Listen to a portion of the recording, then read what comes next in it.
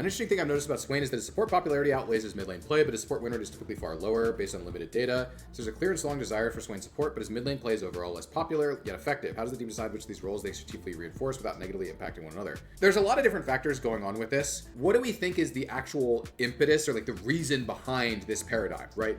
Do we think that Swain being more popular support is because people perceive him to be more powerful there? Or do we think that people think he's more fun there? Or is it both? Or is it 40% of one and 60% of another? And when they play him mid, do they stop playing him mid because they think he's weak? Or do they stop playing him mid because they think he's not fun?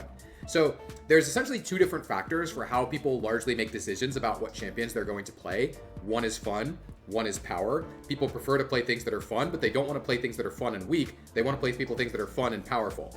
And there are some players that will just play things that are powerful and they don't care about how fun they are, right? These are like Rek'Sai players. There's essentially a couple of different dimensions that we can look at champion pick rate versus champion power and how we want to assess whether a champion should be supported in one role versus another. If Swain's player base largely plays him support and sees him as a support champion, but his solo lanes or his mid lane in this case is really powerful, and we don't want to buff Swain support because it'll affect mid, and we don't want mid to get too powerful because we think that violates the sanctity of the game of like it's too powerful now, that can be a problem for sure.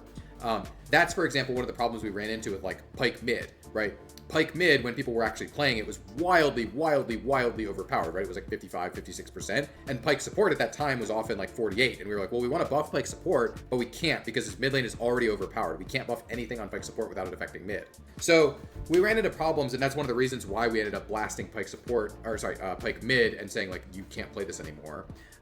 Was because we literally couldn't tune PYKE support properly as long as PYKE mid was that powerful. I'm not really super up to date on Swain's current state or what our current thinking about Swain is.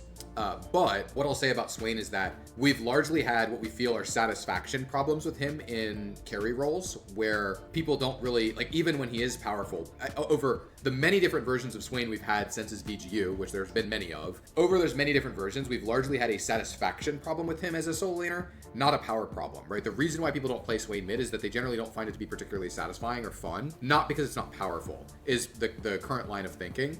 And so many of the changes that we've made to him over the years have been, can we make Swain as a carry more satisfying while maintaining the things that people think are fun about Swain support? Because there is a pretty real percentage of our player base that says, I really like playing Swain support, and we don't want to disenfranchise those players.